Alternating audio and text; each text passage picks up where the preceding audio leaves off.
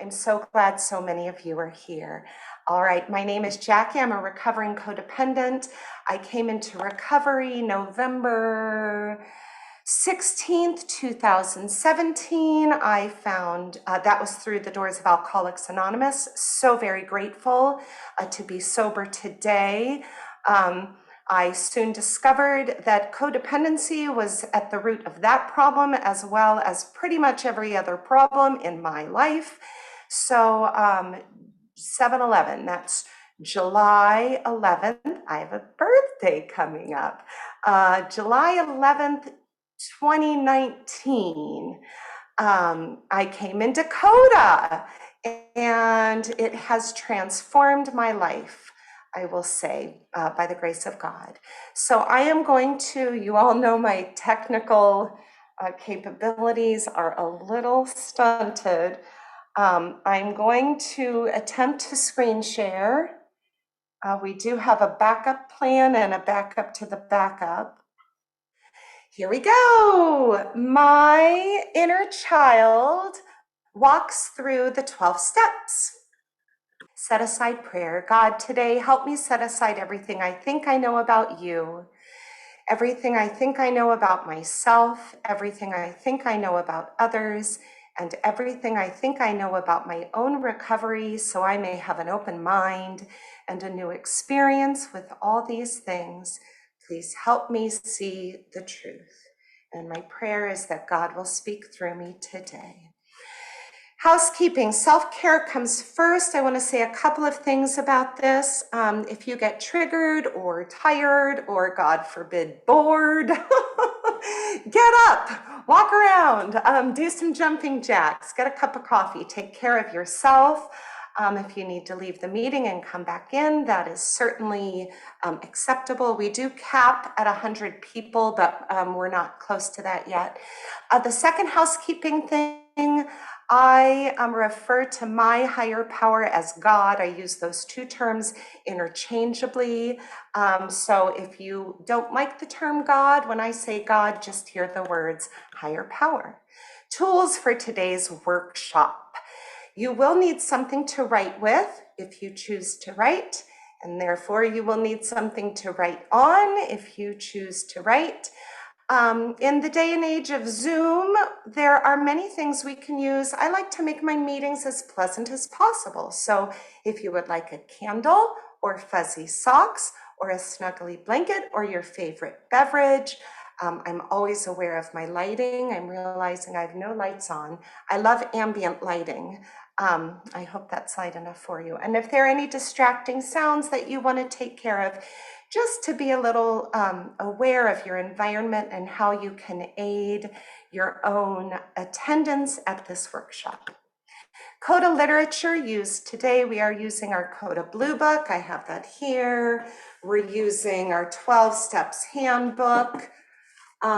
We will go to coda.org, especially any newcomers, that should be valuable, and our workbook. All of these materials are available on coda.org for purchase. All right, let's start with some hope. So in the back of our CODA Blue Book, there are stories of different codependents that they have written in. I have decided today to focus on Charlie W.'s story, which can be found on page 344. And that book is, or that story is called Finding My Child Within. So I have pulled several quotes from his story. And we're going to start with some hope. Life is a joy now as I continue to learn and grow. So that's what I want in my life, more joy. And here's another thing he wrote. I love this. It's so basic. I learned to be codependent from a lot of people and for several reasons, me as well. What led to this workshop? All right, a judgy ex, a crazy camp, and some glitter. So a judgy ex, I realized a bit into my marriage. I was married 17 years and then a little bit while I was trying to get divorced, which took about 2 years. And that was maybe 3 years ago. We finally got divorced. I'm not great with timelines, but we'll just say ish. That's it, ish. And I realized maybe 10 years, more than that, into my marriage that my ex-husband was not in love with my inner child.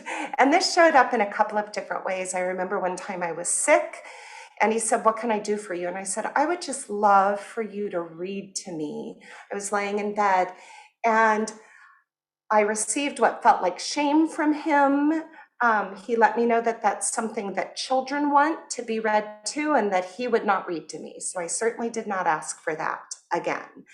I also remember one time I made fruit skewers, which I'd done for my children, lots and lots, you know, the grape and the watermelon piece. And I had skewered a bunch of fruit, which I thought was beautiful.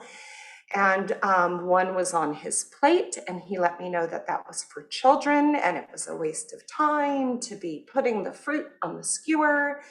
So I realized that I was carrying some shame around my inner child. So that's one thing that led to this workshop.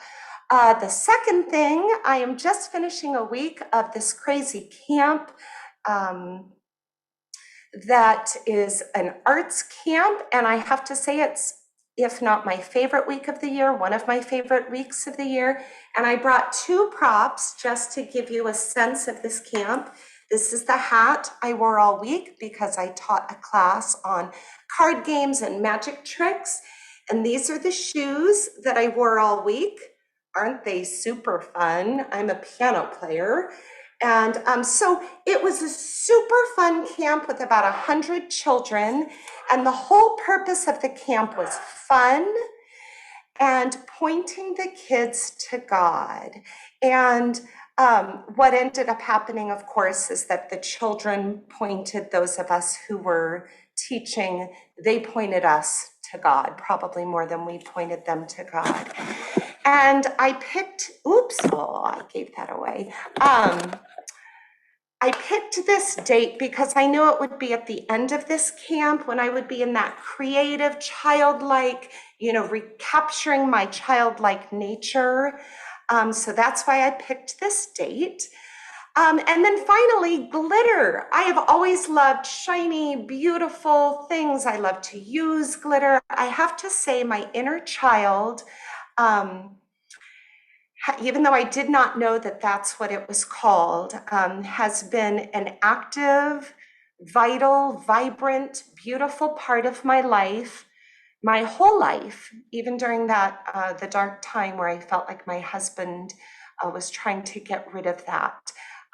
After I entered CODA and learned about the inner child, I thought, I have a very active inner child, and I've never taught a workshop on the inner child. So we'll see how this goes. I'm very excited for this today. What led to this workshop, those of you who have attended my workshops know I always say, and my mother. So I love my mother dearly. In many ways, I hit the jackpot. And at age 44, when I entered recovery, I was very enmeshed. I needed her approval. I was a people pleaser, and she's the one that I needed to please the most. So I entered recovery and pretty much shut my relationship down with her. And I'm still working with the help of two amazing sponsors on how to have a healthy relationship there. From my mother, I received the feeling of entering a room guilty. The feeling of having to prove my innocence. There's an assumed guilt that I feel, and I married someone who continued to provide that for me. One of my sponsors says, when I hear my mother's voice in my head, all I have to say is thank you for sharing, and I can move on. So moving on. This is a proverbial can of worms, the inner child walking through the steps, the itty bitty teensy weensy scratch on the surface. We could do a workshop on this every Saturday for a year. I want to say all of our recovery, I believe, helps our inner child. Boundaries, enmeshment, the promises help us learn where to look. So all recovery work, I do believe, helps our inner child. All right, we're gonna have a short journaling moment, or you can just sit and meditate on this. Why are you here? How do you hope to learn, grow? What do you want to release? What would you like to heal? We're gonna just sit here for about a minute. All right, we're gonna move on. If you're not done journaling, go ahead and take your time to finish up. Okay, another thing I like to do is tell you where I hope we are by the end. Today we will not end, but I'm hoping we get through step 5. We'll see if that happens.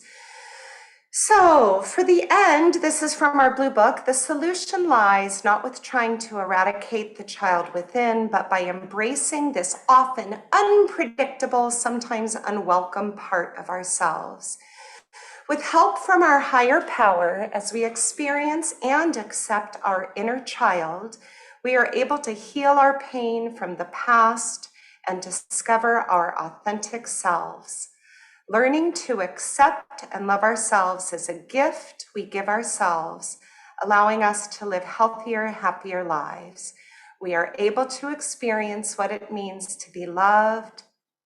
We are able to experience what it means to love and to be loved. That's so interesting. I switched those.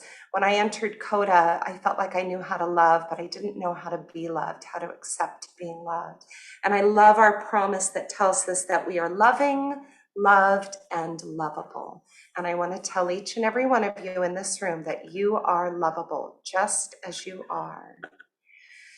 Okay, so today's workshop is on our inner child and the 12 steps. So I pulled something from our literature on each of those. This is also from our blue book, page 26, our 12 steps. The 12 steps steer us from a path of self-defeating behaviors toward healthy and loving relationships with God, ourselves, and others. They offer us growth, a priority for our relationships, and a guide for living healthy and loving lives.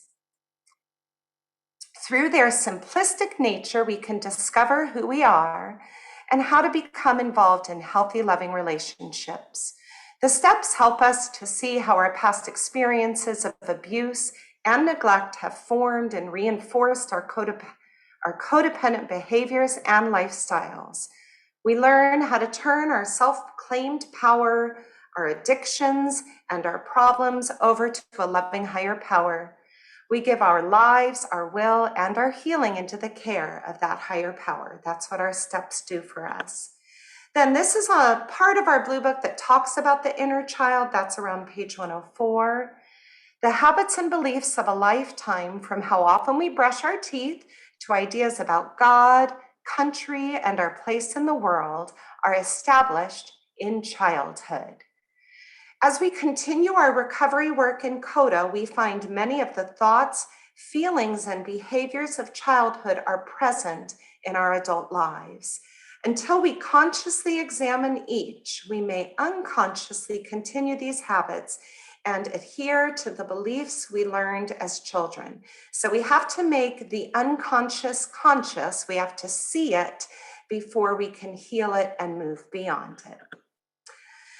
Okay, adopting a child's mindset. So I just want to give us 2 examples from 2 different age groups. The first one, children learn to read somewhere between 5 to 8. Americans tend to push that earlier than maybe other countries, but somewhere around there, 5 to 8. And these are our expectations when a child is learning to read. We expect that they will stumble. We will expect that they need help. We expect that it will be difficult sometimes. We expect that it will be rewarding. And we also expect that they will not do it perfectly. That is the system that is usually set up for people as they read, as they learn to read. Now, younger children, let's say like age 2 to 3, maybe 4, that don't have the fine motor skills to work scissors, This is our expectation of them with scissors. They actually can't use them, and it would be dangerous for them to use them. Someone else has to do it for them. So I'm just pointing out these two parts of childhood. If we can look through the lens of these, as we walk into the steps through the child's view, there will be some stumbling. There will be some difficult things. There are areas that we need help, which is why we have a sponsor or a Power of Five group. There are also parts that will be rewarding. We cannot expect to do it perfectly. And then there are parts that we can't do yet, that we just don't have the skills in our recovery. And it's progress, not perfection. And we get to learn these things and build up some muscles and get stronger as we grow. So if there are areas that just aren't working yet, that might be the same as expecting a 2-year-old to cut with scissors. And just a reminder that this is God's timing. We need to have patience with ourselves and allow recovery to work out in God's timing. All right, back to Charlie W.'s story. All I ever wanted was for my parents to love and accept me. And I wanted to love and accept them. But something seemed to block that from happening very often. Well, it took me a long time to find out. I know now that both my parents were wounded and unrecovered adult children of dysfunctional families, and it showed up in each of them as active codependence.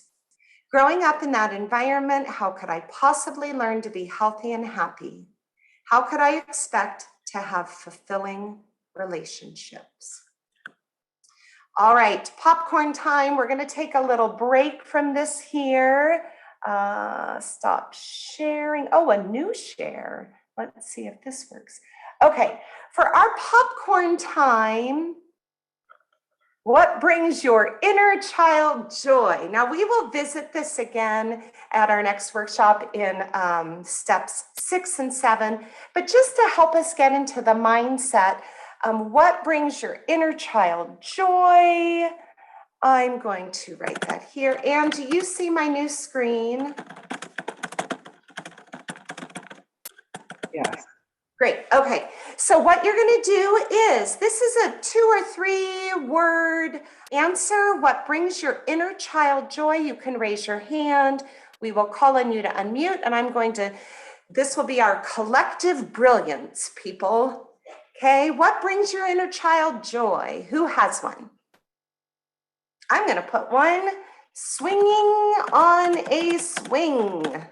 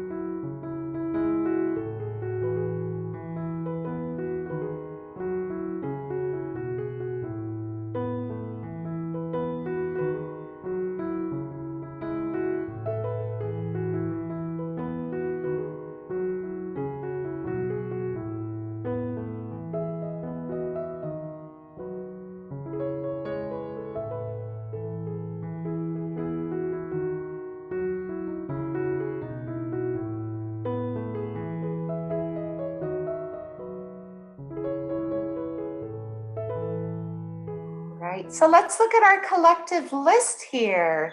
What brings our inner child joy? So we already know what that is. That's good. This is a group that seems to be in touch with our inner child. This is good news. All right, I'm going to go back to my other screen. And do you see popcorn time up there? Super. All right, well done, Jackie. All right. Charlie W.'s story. I love this one where he talks about that spark inside of me, countering all of this. So if you remember the pain from this screen, that all he wanted was his parents' love and acceptance, and for him to be able to love and accept them. So he says, inside of me, countering all of this was a spark of energy, creativity, and joy. And I just saw all of that all over that list that we just made: energy, creativity, and joy. When the pain wasn't too overwhelming, that part of me, which I now experience as capital Me, that little boy would come out and relate, create, celebrate, and be. So that's the child we're going to invite to walk through us in the steps. All right, and then here's some of the pain that we just see in recovery.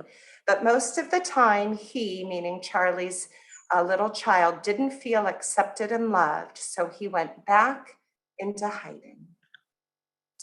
All right, we're gonna start into the steps, and first I just wanna take a moment and invite God.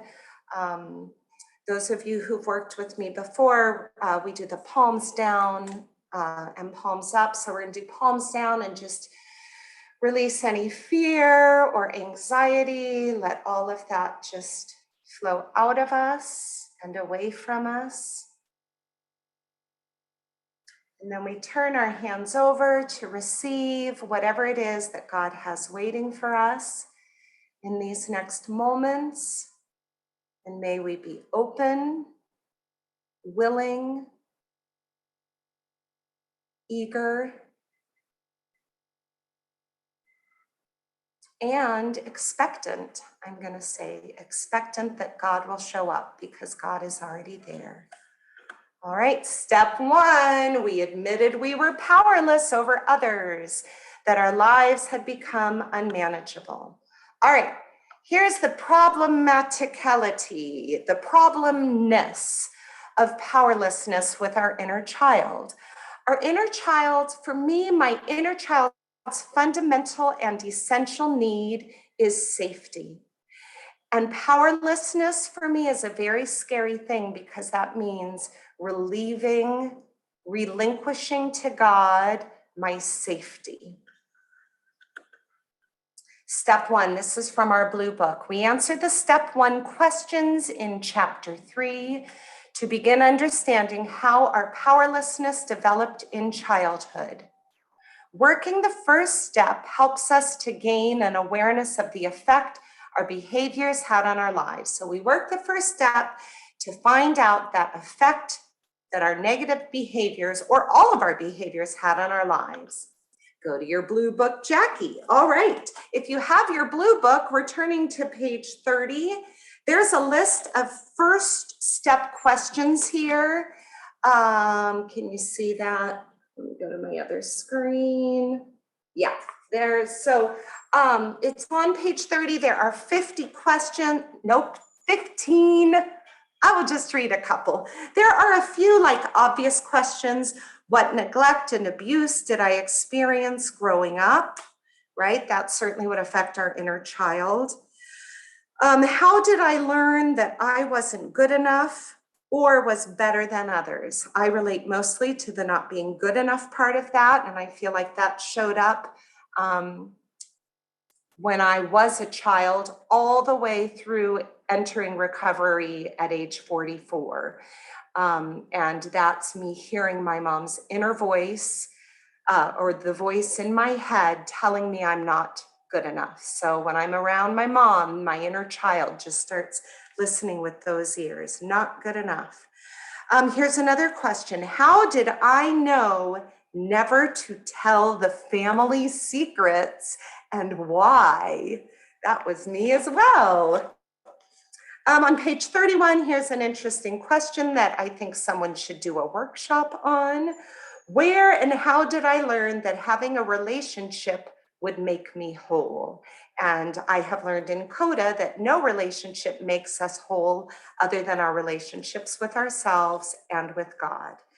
And then finally, how had I come to survive life through codependent behaviors rather than living life through a sense of freedom? So there are questions there on page 30 and 31 that you can walk your inner child through for step one.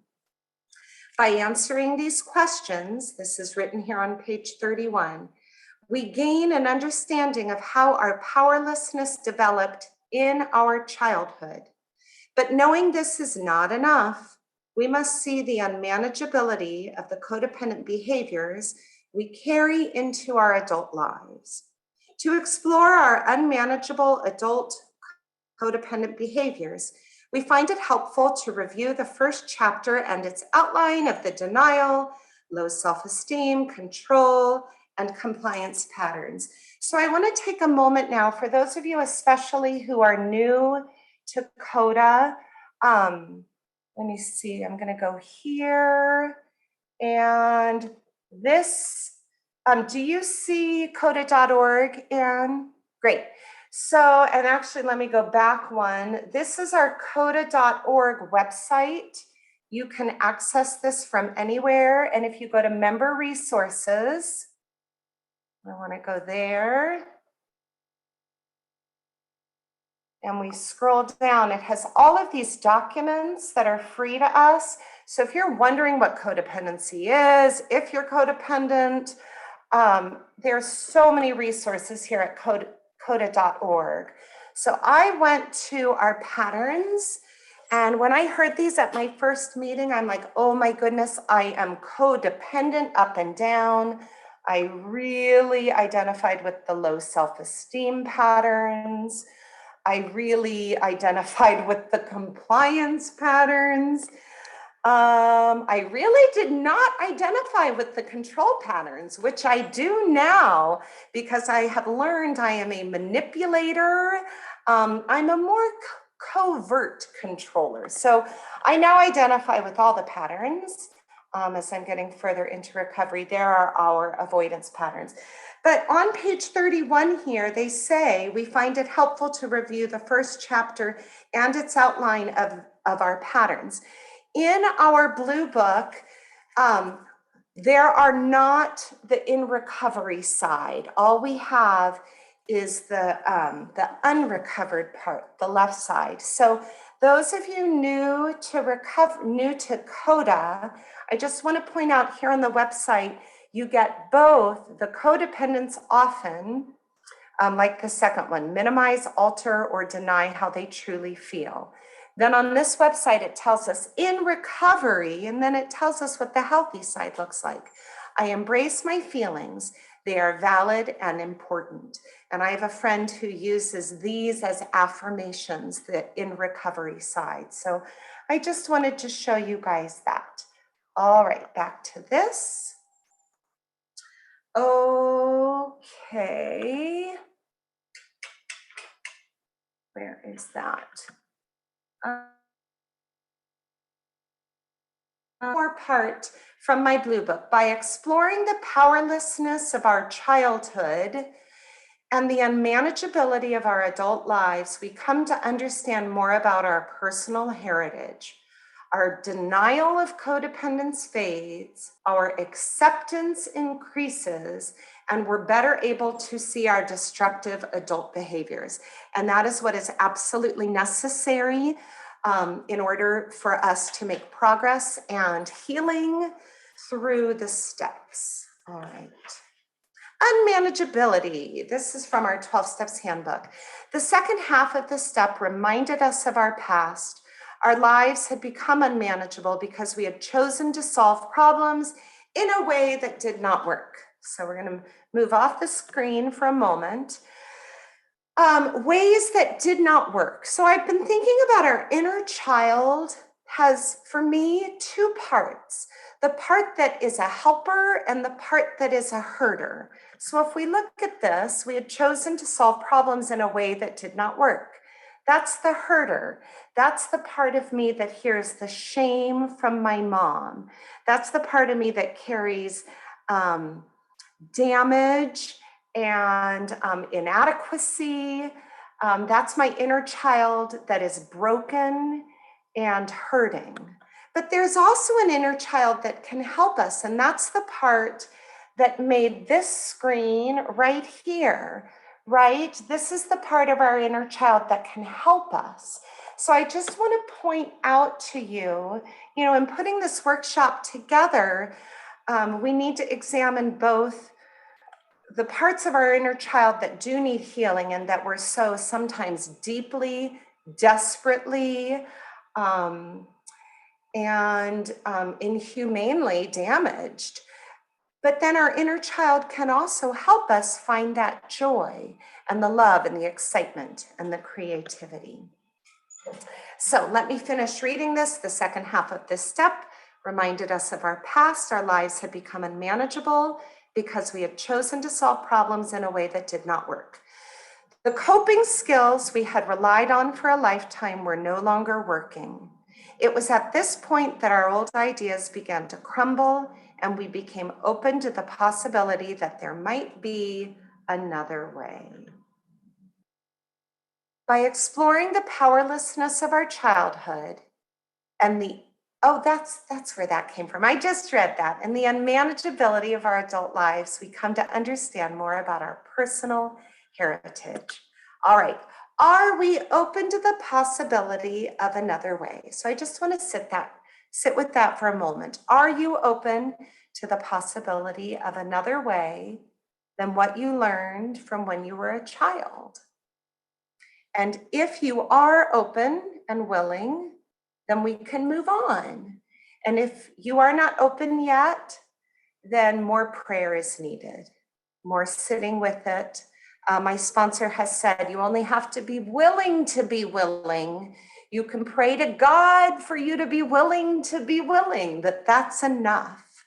So we are going to move on to step 2. Came to believe that a power greater than ourselves could restore us to sanity. I remember when I first entered recovery, looking at that big poster on the wall and seeing step 2. I didn't really fully believe it, but it gave me such hope because everyone in those rooms told me that these steps were working, had worked, were actively working in their lives. And I thought, that's what I want. I want to be sane. All right, popcorn time. We are going to talk about how a child views God. And I don't want to give us much more direction than that because I want to hear what you guys think.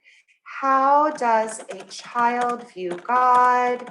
You can raise your hand. This is a popcorn kind of answer time. I'm going to write one word. I think a child often views God with wonder.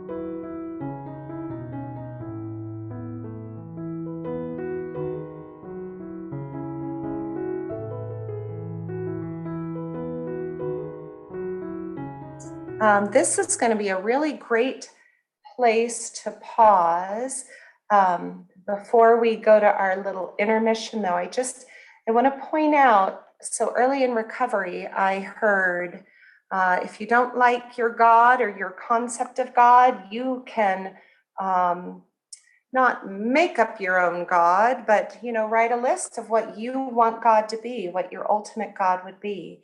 And on this list, I see a lot of things I would want and a lot of things I would not want. So when we come back, we're going to talk about forming a God that our inner child can feel safe with and can feel loved by, and who's not these judging, punishing, negative things.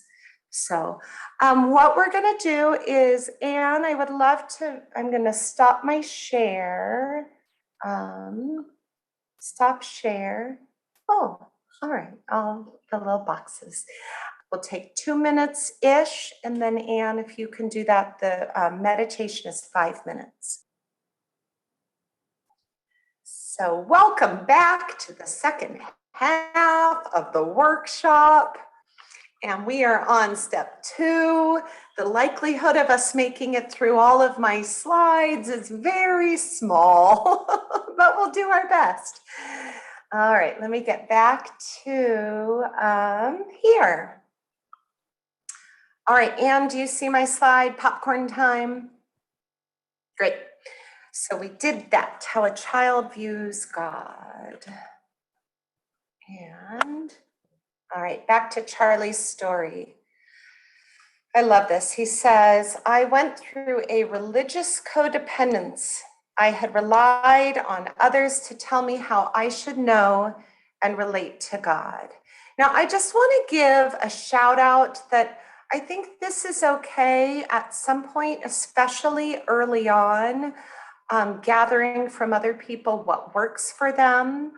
And as children, of course, many of us are given a faith, and we just blindly believe that until we learn that there are options, you know. So, came to believe. In the beginning of our time in Coda, we became willing to entertain the possibility there was something that could do for us what we could not do for ourselves. We were free to use any of these ideas of higher power. Because we were members of a 12-step program, the form of this power was left to each of us to discover. So that is a common thread between all 12-step programs, is that there is some higher power that we all come to believe in.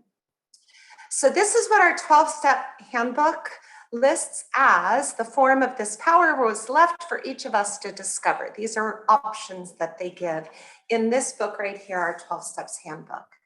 Unconditional love can be your higher power, divine intelligence, nature, and that you were talking about so much, that can be your higher power. Your home group can be your higher power. The thought of limitless space, or simply the words, my higher power. The most important thing is just that we have something that we come to believe in that is bigger than ourselves. Came to believe, this is also from our 12 Steps Handbook, we could borrow someone else's idea and try it for a while to see if it worked for us. What we discovered was the importance of our willingness to form this relationship. All right, here's a journaling moment, and I'll do the timer for this. Here's my question. These are my questions. Did you inherit a faith as a child? What faith were you given? What works from that? What doesn't work? Or past tense, what worked? What doesn't work? Or what worked, what didn't work? All right, I'm going to give you about 3 minutes, 4 minutes to journal on this. All right, we're going to come back together from our journaling moment, finish up your thoughts. All right, here's your next journaling moment. What doesn't work? So from your childhood faith, we're going to take the what doesn't or what didn't work list, and I want you to look at that list and see what is easily discarded, or what were you able to get rid of quickly, easily, and what are you gripping? What are you still holding on to? All right, moving on. I have a friend who talks about gripping, and she says, we all need to be like a window to loosen the grip even a bit, that we don't have to let go completely, but if we crack that window, at the first crack, we actually have fresh air. You know what I mean? You don't have to get the window all the way up to get the benefits of cracking that window open. So, for me, releasing my grip on some things from my childhood faith is a very gradual thing because that runs deep. I'm the daughter of two ministers, and I not only heard their thoughts, which are quite open-minded, but I heard the thoughts of every Sunday school teacher I was put in the care of. And I heard some crazy things as a kid. And, as for me as a kid, I would hear it and just assume it was what I would call gospel truth. So when I entered recovery and learned that I got to piece together my own faith, which for me is like a quilt, I have that faith. I've provided music at a Jewish synagogue for, I think, about 23 years now. So that's a part of my faith. My recovery is a part of my faith. The things I've learned from you guys and in these rooms, that's a part of my quilt. And there's so many more textures and colors and patterns now that make up my version of God, which is a better fit for me. And my hope is that my quilt will continue to change, up until my last day on this earth. That is my hope. All right, came to believe we could borrow someone else's idea and try it out for a while to see if it worked for us. Remember, we just read that. So we're gonna popcorn. We're gonna take our lists and our thoughts and our ideas and our creativity, and I want to see if we can come up with a collective God. Or a collective higher power. We're all going to create like children. You can look around you, see what's working. What do you like that someone else has? What do you like that you have? Oh, I see your hand already. That's wonderful. So I'm going to write, I think I'm just going to write this as our collective higher power.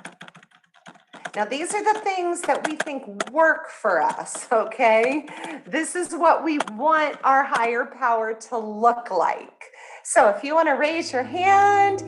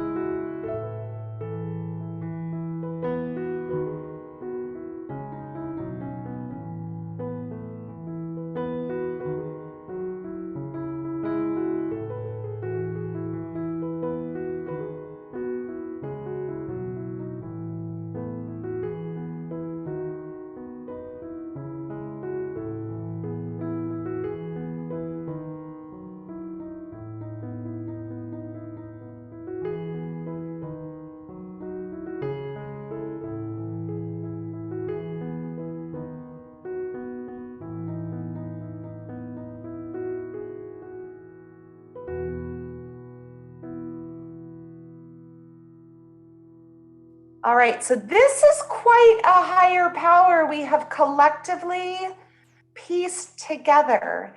And I love the creativity of this. This reminds me of children, how my middle daughter especially, like she can think of 20 gazillion ideas to solve a problem, or, just that creativity and not shutting any of the possibility down, and I think as grown-ups, we often get to the point where it has to be right.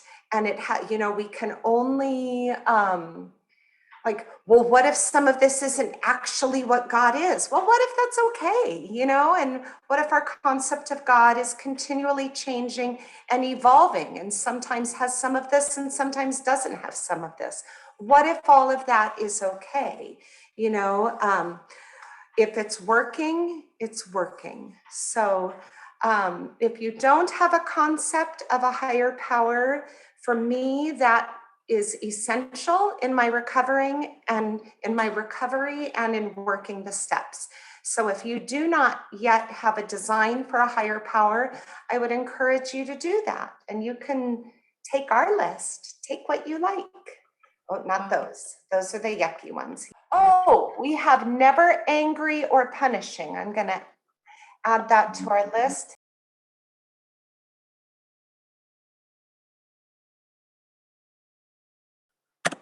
Looking for God's will in our lives.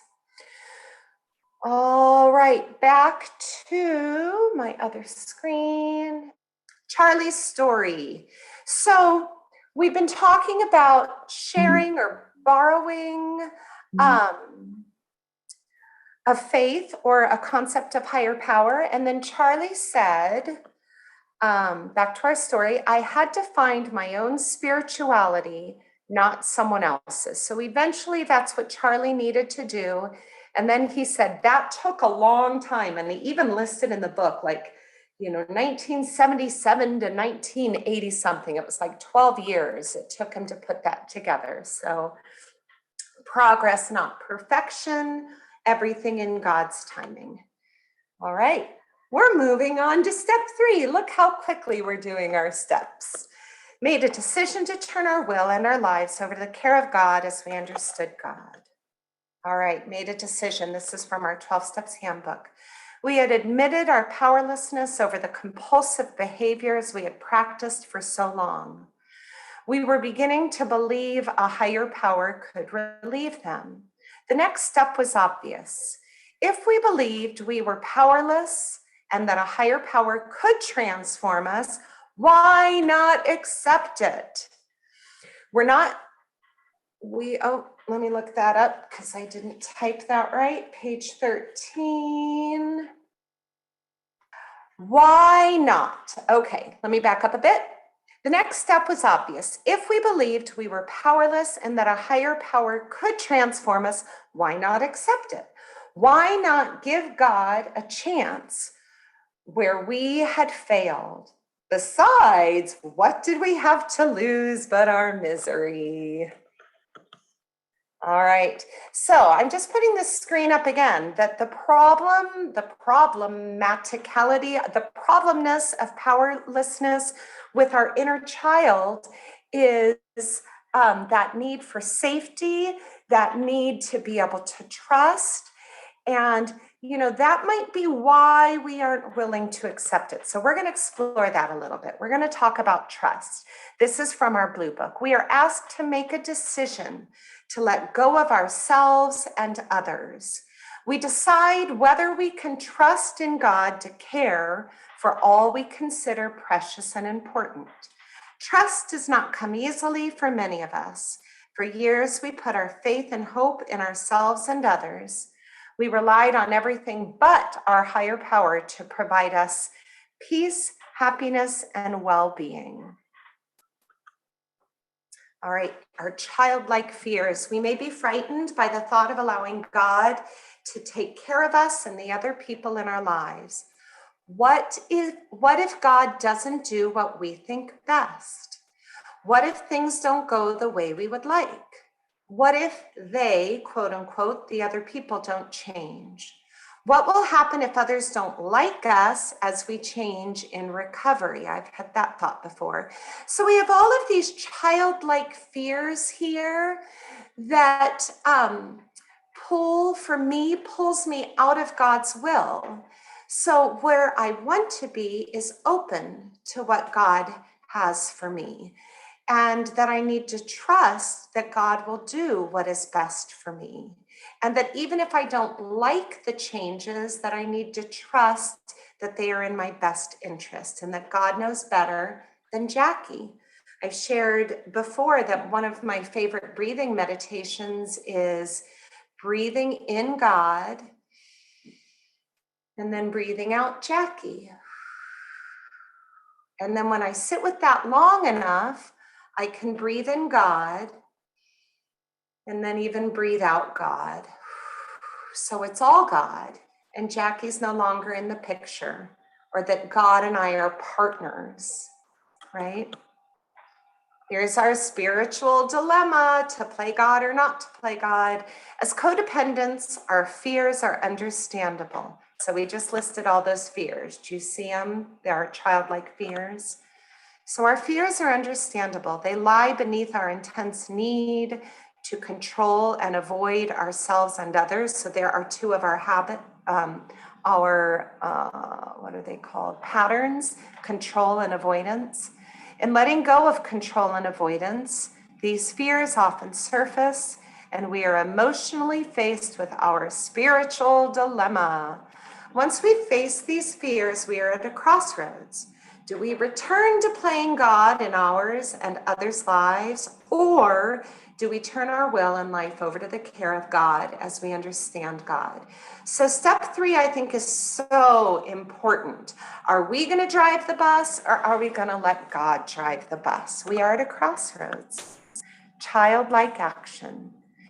Perhaps it is just this simple: to simply trust, to simply let someone else take care of us, that being God, and to simply allow all of our needs to be met, also by God. We read this Coda third step prayer at the beginning. This is my favorite prayer in all of recovery. It's so infused with God and God's love, and I think it is applicable at all moments. So I want to pause right now.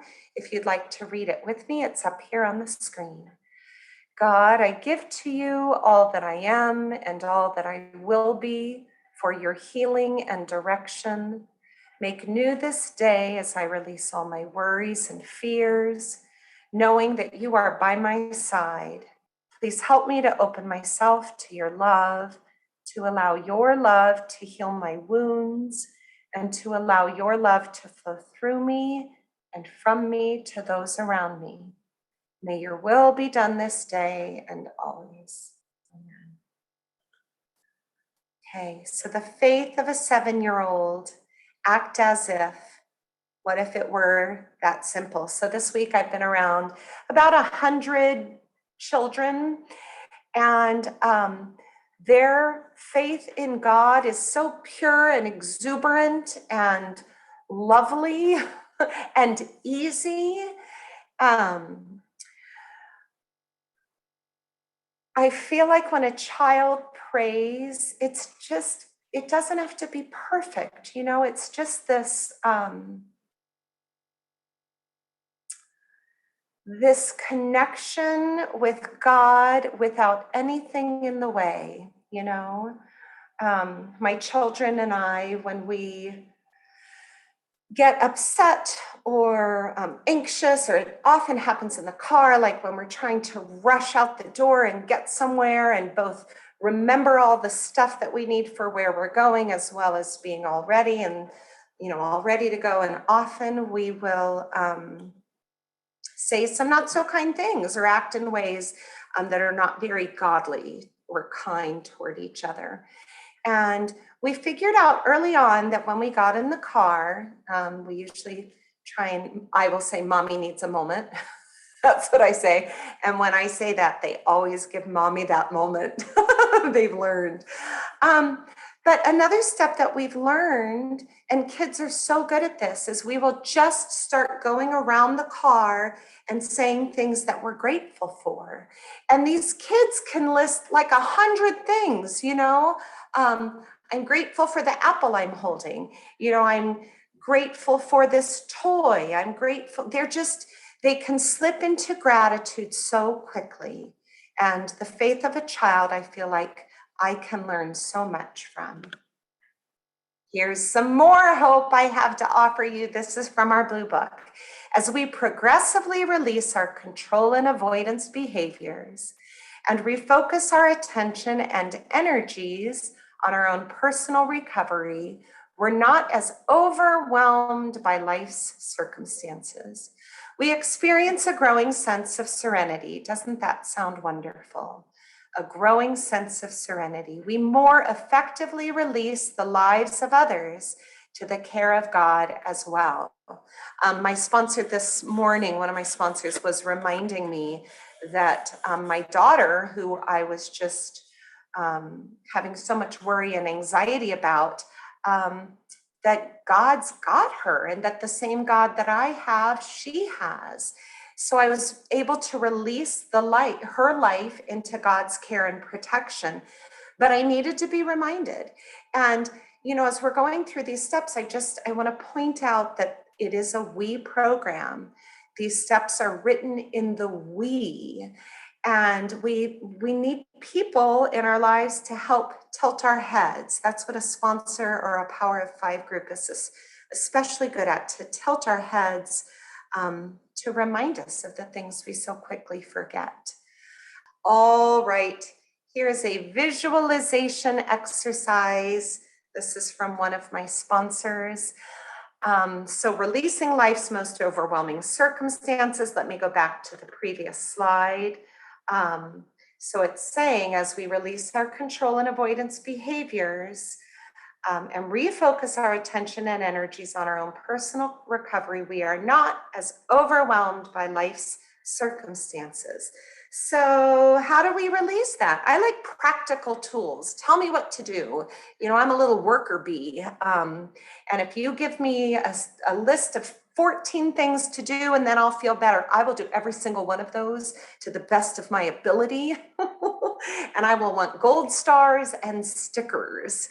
So this is a very simple activity that my sponsor gave me. It was well over a year ago. And I had reached out to her because I was having anxiety about all three of my children at the same time.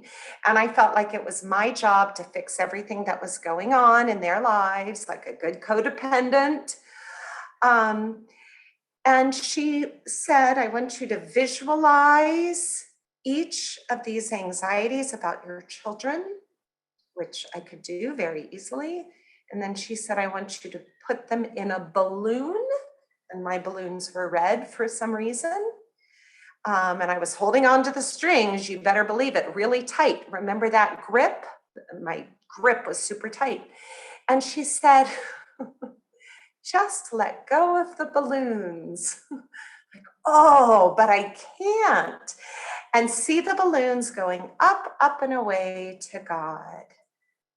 And it's so simple. And that day, I remember specifically, I was at my office. I wrote it on a Post-it. I love things on a Post-it. And I put it on the printer right next to where I do all the work. It's still there. I drew a picture of the balloon and I put some worries in there. And perhaps it is that simple, just to release the balloons. So a word from my sponsor. Let me see, did I put it there? I didn't. So I'm going to go to my phone. So I was texting my sponsor about this very idea, one of my two sponsors, and I asked if I could use these words today. So we were just talking about rituals and symbolism. And so I just asked her, do you remember that exercise you gave me about the balloons? And she said, yes, where we put all our cares and worries in a balloon and we released it in the air to God, a mental visual. And then she wrote, it's similar to a God box, which my other sponsor just told me would be wise to get. I did get one. There's nothing in it yet, but I have the box. The idea is to take it, that's our anxieties and our overwhelm, out of your control and place it into the control of a power greater than yourself. Then my sponsor writes, symbolic gestures work, be it writing a letter to a deceased relative, a God box, or sending it off in a balloon. After all, symbolism speaks of the heart's intent.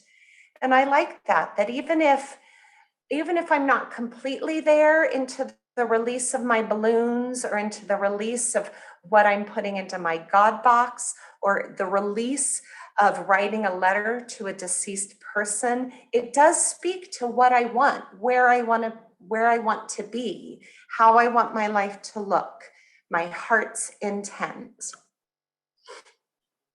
All right, so there's the Coda third step prayer that we already read. And then in this 12-step handbook, there's also a separate prayer to be said at the end of every step.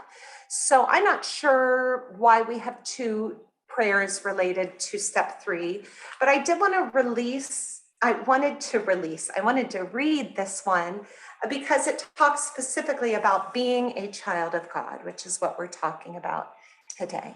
So if you can see a screen and you would like to read this with me, I invite you to do that now.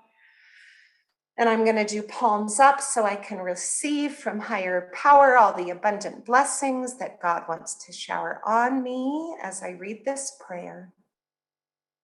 In this moment, I can choose my own higher power. I can set aside all the old beliefs about who I am not and be who I am, a child of God. I want everyone right now to say out loud, I am a child of God. And that's really all we need. I can remind myself that a faith in a higher power becomes a faith in me, and that my recovery lies in being true to myself and to my higher power. Oh, there it is. I thought I wrote that there. So this is what my beautiful sponsor told me about balloons, God boxes, and letters. Step 4, I think we're going to pause here because I'm going to stop my sharing because 11 minutes is not enough for step 4. Okay, so this is from Andy D's story, and I just love it so much. And I'm going to invite you to say it with me as we close. And I would just want to pause a moment again for the codependent suffering, both inside and outside of these rooms. Here's our closing prayer for today. I leave you now with the hope that you will be fearless and thorough. Face your truth with rigorous honesty. Finally, accept your powerlessness over other people and your compulsiveness. Let go that your higher power may bring grace into your life. Laugh too. Allow yourself to enjoy life. These are my hopes for you and for me. I also hope that our higher power's love will fill us with self-love so that we may live each day in peace and love and thus be free to be of service to our fellows. Thank you for coming on this journey through steps 1 through 3.